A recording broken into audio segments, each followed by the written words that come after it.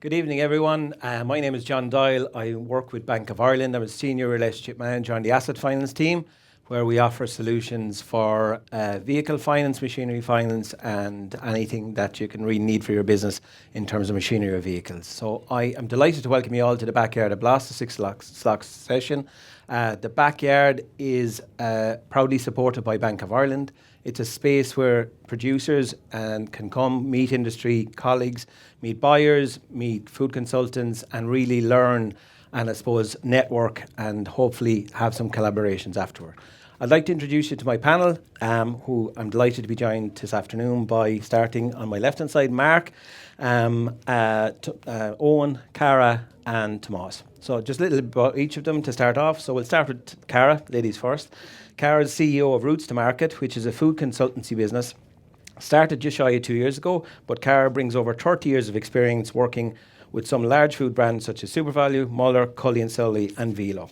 Cara has been an advocate of the artisan producer and has been part of the Blast na Héireann team, or as part of the Blast family as we like to be called as well, for the last 15 years. She annually builds and manages the annual award showcase and hosts both national and international buyers at this event. Throughout the year, using her vast years of experience, Cara has assisted artisan suppliers with their business needs in the retail environment. So welcome, Cara.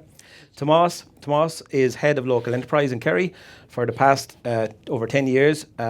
Leo play a key role supporting local businesses, and particularly this year marks a major milestone for Blast na Héireann, as local enterprise offices from across the country have come together as a network to support the coveted Best Artisan Award, as well as collectively supporting the Best in County Awards for each of the ROI counties, which is a great testament to Blast's work and also Leo's support locally within each community in each county. Followed next is Owen Mullins, all the way from Wexford. Owen is owner of Zana Cookhouse, which is, as I said, a family business, along with Lorna and David, and they're in business since 2007, so 18 years, the same as Blas actually, and are multi-award winning. Owen's journey has been a different one, from transport to Ballymaloe, to Kevin Dundon's and Dunbrody House, to making award-winning produce. And if any of you had the opportunity to taste these produce, which I have, and Waistline's probably shown by me seeing, it's fantastic in fairness, from quiches to pies. So we'll chat a little bit more about that later on. Followed next by Mark Bergen, all the way from Waterford, so we're well represented across Munster. Mark is owner and founder of Coffee House Lane and was formed in 2014, so 11th year in business, growing from strength to strength, and currently employ 15 people and has many award-winning coffee roasts in their range. Mark and family are very proud of their heritage and the story of coffee in Waterford, and I believe you have two products in the final today. Here we are. So that's a short introduction of each, and I'm delighted to be joined by the panel today. So I might kick off on the producers, and then we might go to Cara and Tomas then next, because today is about making the most of opportunities. So when you win an award at Blas, it's huge, it's massive, it's testament to your product, it's endorsement and recognition through blind tasting that your product is, among your peers, one of the best in Ireland. So what do? You win, what's next? What's happened, and all of a sudden can be very daunting, particularly in your first year. But the two lads beside me here are seasoned pros in terms of Blast na Héireann, so they're going to share their advice. So I suppose, come to yourself, Owen. I'm delighted to see the vast range of products you have and your family have developed, and what really stands out to me is your use of high quality local produce, such as Knockanore, Wicklow Farmhouse, and your quiches and pies. How important is it to your business that you use the right suppliers, and can this be challenging to pick the right suppliers, particularly around margin? And is there any advice you'd give in relation to negotiating with fellow producers? You've taken some of my little prepared speech away there with Wicklow. Just to clarify, we just met today. So. Yes, absolutely critical, I think, for ourselves. When we started off originally, it was making a few quiches, a few pies, pate, soups, desserts for the farmers market locally, and I guess without going through the whole different steps that we went through, and Bank of Ireland are our bankers, and they have supported us in incredible ways, which I can refer to later on if you want to go down that route. But in terms of collaboration, it's a huge part of what we do. And when we started making quiches and pies as well, and anything else that we did at that time, we've kind of streamlined it now down to quiches and pies and ready meals. So they're kind of the niche areas that we're in. But I guess it was about creating a product that you feel you could have made at home yourself. That was what was important to us.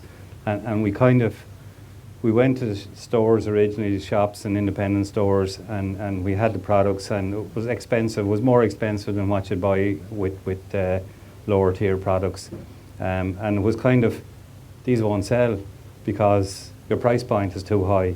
And our argument always was, let the customer decide. So give us a try, put it on the shelf, let's see what the customer thinks. And of course it's sold out because the demographic is there. People want good quality, natural products, no additives, no preservatives, clean label products. And along those lines then we collaborate with Pat O'Neill's another one, and Pat has some stuff here in for the awards as well. We have 7 in here ourselves, so we're really lucky this year, and hopefully, fingers crossed, we'll get something. We'll come away with something. But so Pat O'Neill with the bacon, and we do bacon and cheese quiche. We use the Wexford cheddar. We use, as you said, Knockanoor from Eamon Lonergan down there. We use Colini Breedis cheese up there in Tipperary.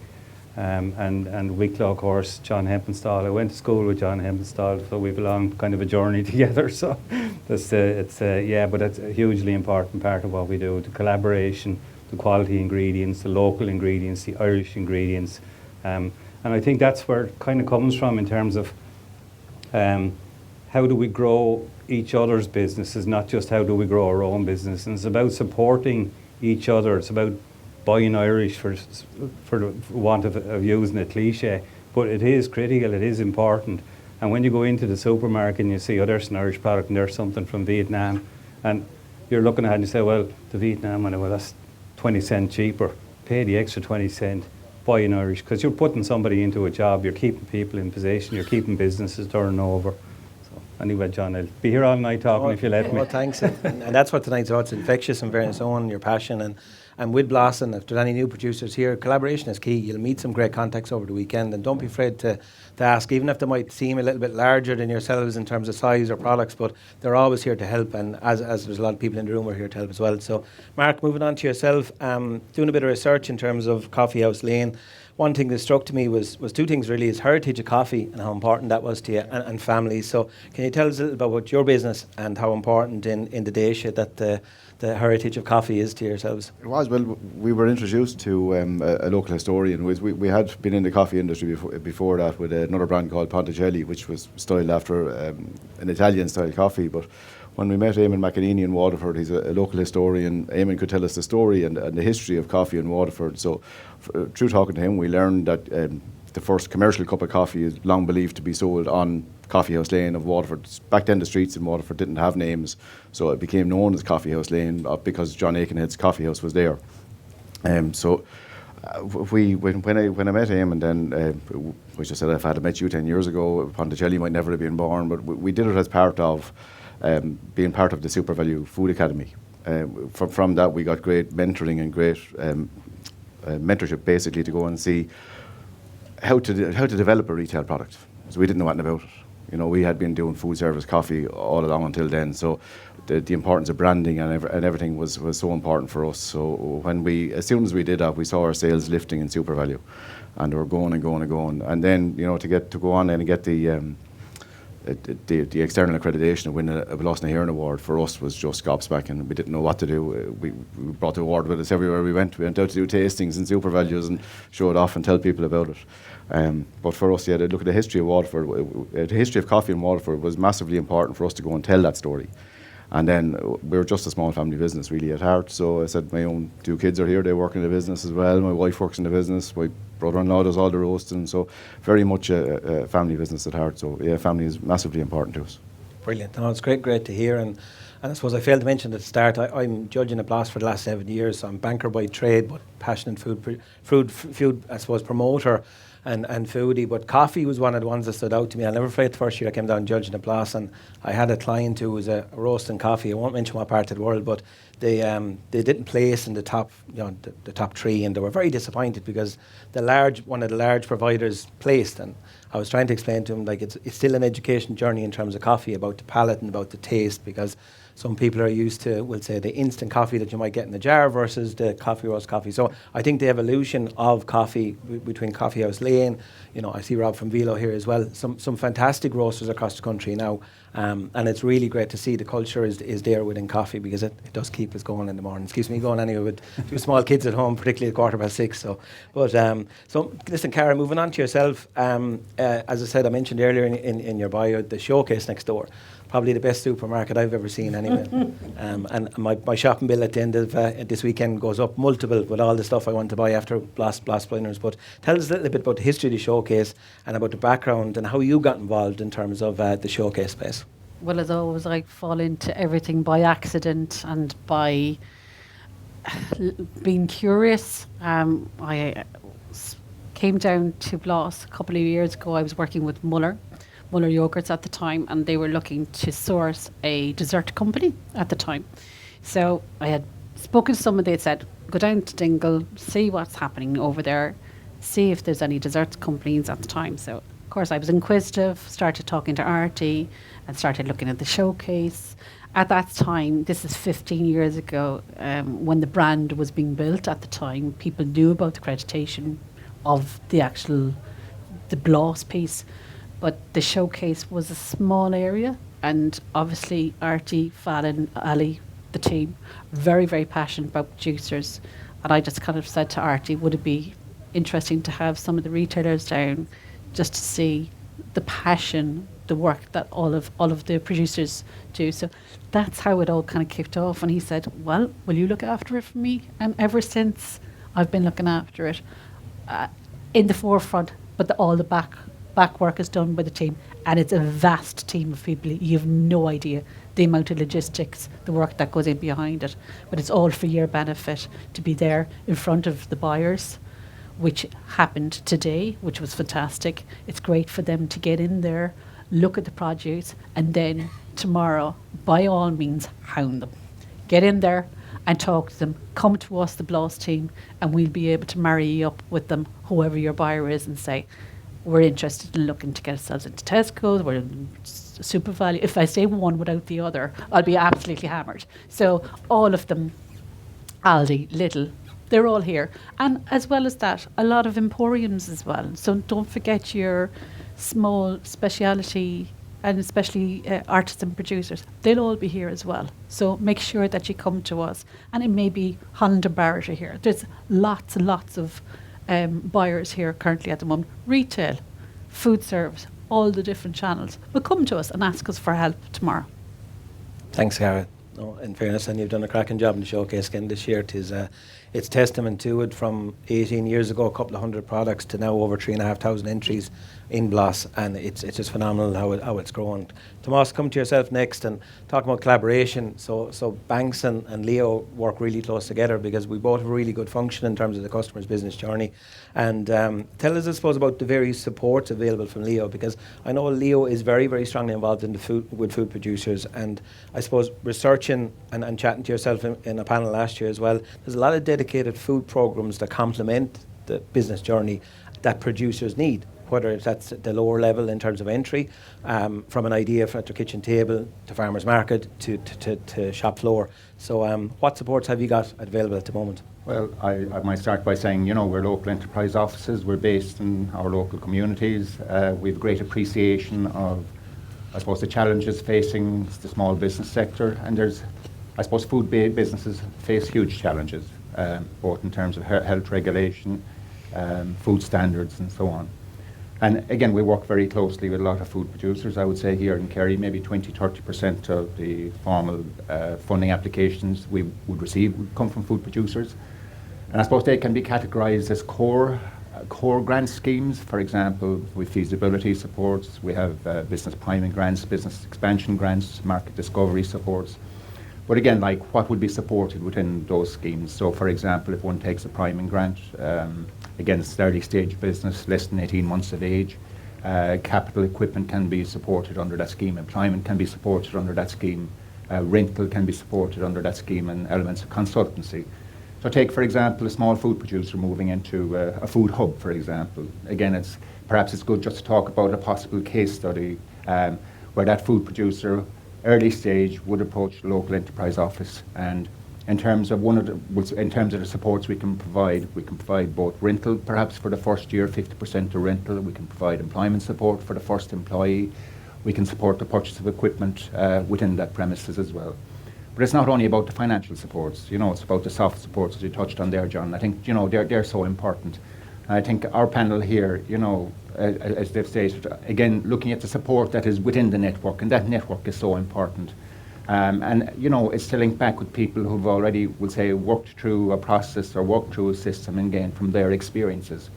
In terms of the actual soft supports that we provide as local enterprise offices, we'd have a number of schemes. For example, we have an online resource. It's known as the Digital School of Food, again, where there will be a lot of resources available to business. It's a kind of self-learning process. Businesses can move forward at their own pace and so on. We do a food starter program, again, which would cover the fundamentals of starting a food business in terms of various legislative requirements, packaging and so on, but it's almost a light touch. And then we work with the Food Academy in terms of the Food Academy program, I suppose, which is a much more thorough and intensive program. But just because we work with SuperValue, it doesn't preclude us from the other businesses out there in terms of the Aldis, in terms of the Lidls and so on, and they are very active in this space as well.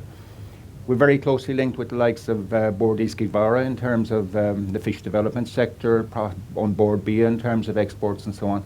So again, what I always say is, ask the question. It is easy to say all these supports are available. Sometimes it generates a lot of confusion. It is so important that people, ask the question. And again, as local enterprise offices, we try and provide that guidance. In recent times, there's been a huge push on the whole sustainability agenda in terms of green supports, both in terms of audits for business and in terms of equipment replacements to reduce energy costs. We also do a lot of work in the digital space in terms of looking at efficiencies within the business. And of course, we run lean programs as well. And it's just looking at the efficiency, saving money at the end of the day for the business themselves. So as I'd say, approach your Leo. Don't be afraid to ask the question. Oh, great, Tomas. In fairness, it's some great advice. And even from a bank perspective, approach early, go ask the question. That's what we're here for, along with Leo as well, to offer that key advice, and particularly around, like Bank of Ireland, we have financial well-being, which is hugely important, the mental health of producers as well, because it's very stressful. It's a very lonely place when you're sitting at the kitchen table at night time trying to work out and balance the books. So listen, there is supports out there, and sustainability as well is absolutely crucial at the moment, particularly in supply chains, and the big producer or the big multiples want to see, where you sit in terms of that sustainability journey. So it's huge. But moving on to Owen next. Owen, you have listings for your products in most of the main retailers, which is a huge testament to the quality of your product, but also your hard work. And we were just chatting to Owen before we came on stage, and he was saying about his website, and I was doing a bit of research. But one thing I love about Owen's website, he lists his stockists, where you can get the product. And I'm saying this for 11 years now, plus, if you win, lads, tell us where we can buy it. We want to support you, but we can't buy it unless we know where it is. So whether it's a social media post, whatever it may be, tag where you're, but it's a great thing. So I suppose Simply Better as well, I suppose in terms of that journey and advice you would give producers, if they are approached by a retail brand to make product for them, what would your key advice should be?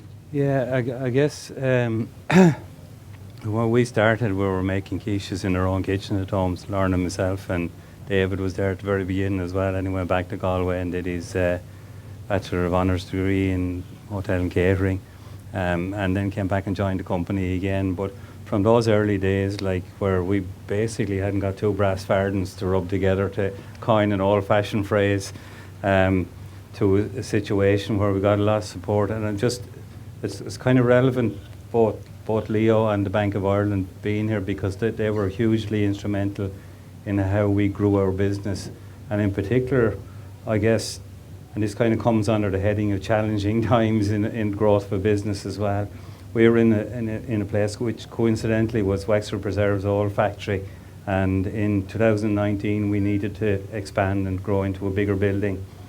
So we acquired a place which was 7,500 square feet, basically an empty shell. So it needed all food quality walls, ceilings, floors, refrigeration, the whole works. And that was 2019. And then COVID struck, and we couldn't get builders on site until the 12th of April 2021. 4-month project turned into a year.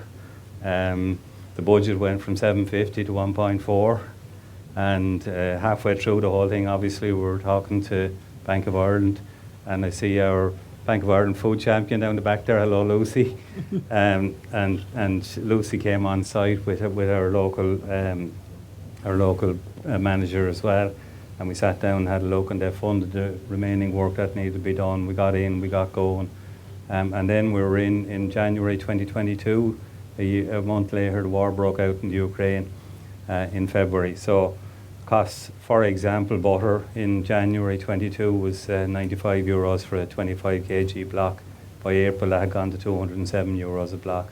We make all butter pastry, a huge part of our processes. And then flour, same story. All the proteins, beef, chicken, lamb, the whole lot, they all went up as well by similar amounts. So, and because it's a complex product, we can't say, oh, we had an increase there. It's a cup. It cost €5 today, so it cost €6 tomorrow. We put it up to €7 the next day. We had to assess all those cost increases over a period of 3 to 4 months. During that period of time, our bottom line, our margin, extremely challenged, to put it mildly. But we got a couple of cost increases, and we spoke, or you mentioned there, Simply Better as well.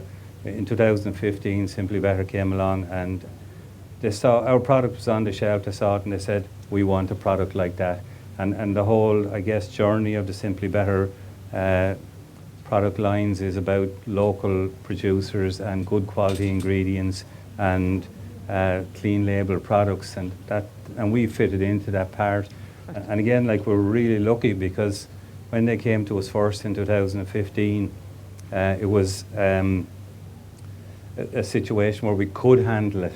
So, like, timing is important as well, but it's also important that if an opportunity comes along, like, don't let it go past, don't grasp it, like, try and get ahead, get it done. In 2015, when Dunnes Stores came down to visit us, we were saying we need to get 80 cases on the pallet here, guys, or we can't make it effective from a cost of transport point of view. And that was 2015, and now we're shipping, I think, 3,800 cases a week into the Simply Better brand. And that includes, I think, 19 different product lines at this point. We started with 2. So, like, if opportunities come, use them, build on them, grow with them. In 2024, then Tesco came along. We got listed nationwide with Tesco, and that was another huge step forward. But, like, in that challenging year, 2022, when we first moved in there, we lost a few bob.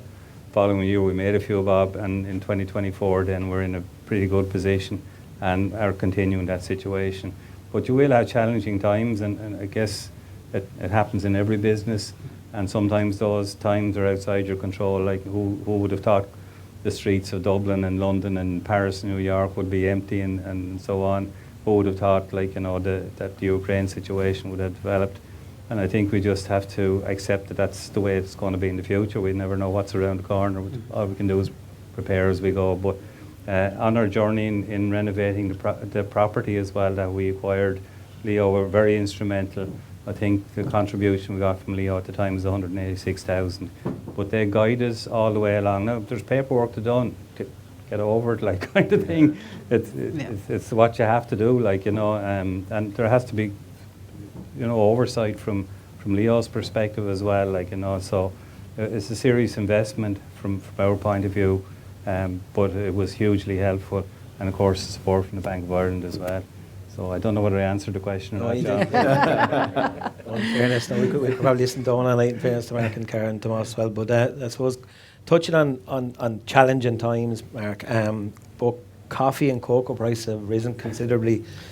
To say the least, yeah. With extreme weather, and I suppose that Owen talked about COVID and Ukraine and various things, but weather, unfortunately, has been as well. Yeah, it's been very tricky. So how have you weathered that storm in terms of the coffee industry? Well, we basically we had to swallow up a lot of it to start off with, but you have no choice but to pass on the increases. It's just physically impossible to run your business without it. But to give you an idea, without crying too much about it, all the lads have had to face other price increases as well. But coffee prices saw a record high this year. Rob will agree with me as well in Velo there. So since trading of coffee began in the 1970s, it never saw the prices it's hit this year, and continues to fluctuate madly this year. But it has gone from a base price of around about about $1.50 per pound, which was coming in around $3 to $3.50 per kilogram on the New York Stock Exchange. And we buy then at New York. When we are buying green coffee, we're buying it in New York plus $2 or plus $4, depending on the coffee that you're buying and the quality of it. So we've gone from looking at a base price of coffee in around about €3 per kilogram to now it's averaging at around $9 to $10 the whole time. So before you used to be able to sell coffee at €10 per kilogram. Now it's just impossible. So we've had to do that, and as well as facing the likes of packaging increases and transport increases and labour cost increases as well. We're facing into more increases as well in coming in January with the likes of the what's the new pension auto enrolment as well. So that's new costs that are going to be put onto businesses. So we see all of those. A lot of small businesses will all have to absorb a lot of that. We'll have to pass some of it on, unfortunately. But and I suppose to double down on that, then, have you seen the move from buying bags of your own coffee for home use versus the cost of a flat white now? It could be anything from €4.80 up to €6. Have you seen an uplift in that side? We are looking in that regard. We've had, like I said, we've had fantastic support from Super Value, but we've seen our sales growing massively in Super Value, massively in the last 12 months and 24 months. So it's been shooting up for us all the time. As opposed to, we see a lot of, we also supply a lot of coffee shops, restaurants. Some of those, you see peaks and troughs in their season as well, so when they're getting busy and when they're getting quiet. But we're still very fond of our flat white and our double espresso. So it's still the little luxuries that we have there, so long may that continue. Yeah, no, great, in fairness. Cara, back to yourself. I suppose we're coming close to near the end of the session, because I know you're all anxious to get going and maybe participate in some of the dingles, a few pints and a bit of grub and stuff like that around the place. So I won't hold you too much longer. But I suppose, Cara, piece of advice. So let's say that someone wins an award tomorrow, or they win one of the main awards tomorrow. What do they do? What's the best advice you can give them in terms of if they're approached by a retailer? Well, first and foremost, my thing is anyone who's a finalist is a winner already. And that's what we always say here in Bloss. Anyone who's here is invited into this networking situation to be able to actually talk and walk with buyers, whether it's you were looking for mentoring or anything along that line. You're a winner once you have that badge already. That stays on you. But for anyone who gets gold, silver, bronze tomorrow, fantastic, well done, and delighted for you.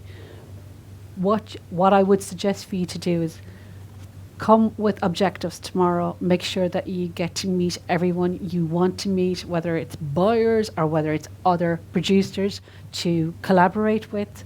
Make sure that you talk. If you go sitting in any of the backyard talks tomorrow, make sure you ask questions. Make sure if there's any information, no question is a silly question. With my own business, I do consultation mentoring as well with a lot of producers. And a lot of them are timid and afraid to ask questions. If that's the case, come to one of the Bloss team. We have a lot of mentoring that goes on.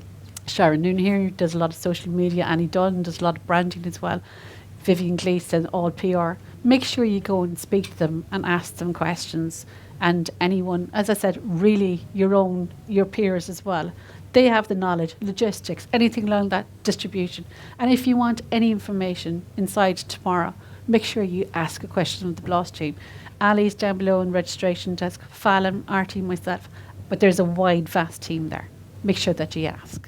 These are great. They'll guide you through. They'll tell you all the backyard. Make sure you use them and utilise them.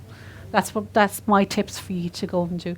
And any of the buyers that are here, don't be afraid to go and speak to them. They're very approachable, and you're talking about price increases there.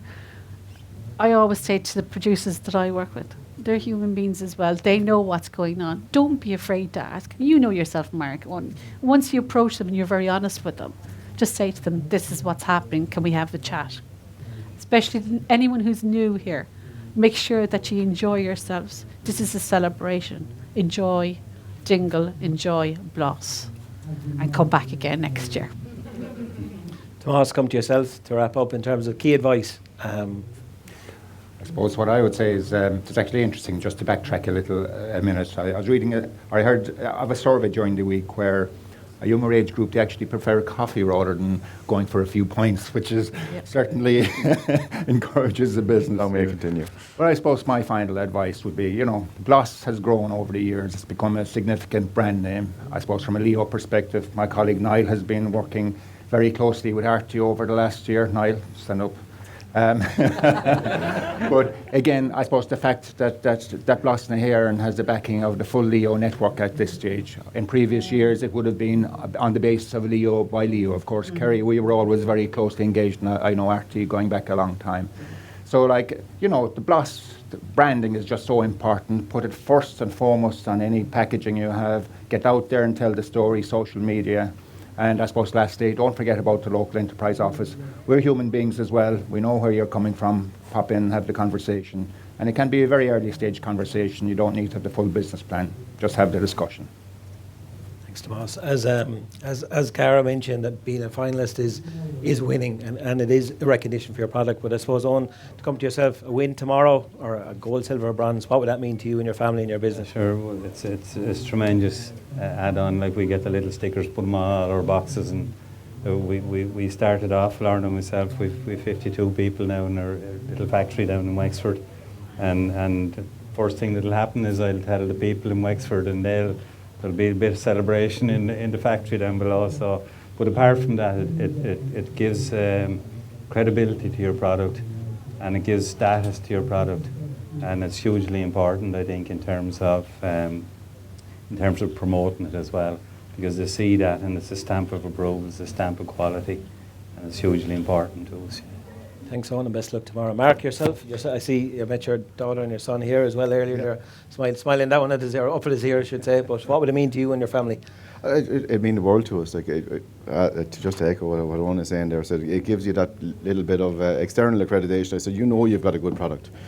But sometimes when you have that 3 o'clock in the morning, wake up and you're there going, what am I doing? Or is it mad? But to get that little bit of external accreditation for someone to try, we think it too, like, you know. And it does, to put that on the packet and going out there, it's vital, because you get about 2 seconds to communicate with a customer who hasn't seen your product before, so they pick it up. And if they see that Blossom na hÉireann logo on there, for them, that's reassurance straight away they're buying a quality product. Yeah, fantastic. Just to wrap up, I suppose I'd like to thank Blossom na hÉireann for, I suppose, in terms of this space. We're proud in Bank of Ireland to support this space for our 8th year. I'm joined by the team of Bank of Ireland here. Lucy Ryan is our head of food and beverage in Bank of Ireland, which is, I suppose, a key differentiator in our marketplace, because Lucy is not a banker. She's proud to say she's not a banker. She's from industry. She's ex-beverage, and which is great for us, because she tells your story to us when you're applying for funding. I'm around myself. I'm joined by some of my marketing colleagues. John Kennedy is here from Think Business. Derek Riley is here from Nevo as well. You might see the electric van parked badly, I must say, on the way on the left-hand side. Or if you've seen the socials, we had some great fun with the Nevo team travelling the Wild Atlantic way. We made it in terms of electric vehicle, calling in some wonderful producers, Mammy Johnson's in Sligo, all the way down to Jack and Eddie's in Westport, down then into Bullinblossom and Galway, and down to Brigitte, then in Liston-Varna. So, as I said, if you want to reach out to any of us over the weekend, but listen, really enjoy it. This is your weekend. This is, I suppose, to learn, to engage. As I said, there's 12 panels. There's buyers from the island of Ireland, from Selfridges, I believe, from Holland and Barrett. So it just shows that you'll have access to really, really good people. And as I said, as Cara mentioned, there's food consultants here that are there to take you to the next level, whether it be Sharon here, Shemaine, Annie. There's really, really good people around the room. So enjoy it, as I said, and don't be afraid to ask the questions. So thanks for your time, and thanks to the panel. Thank you.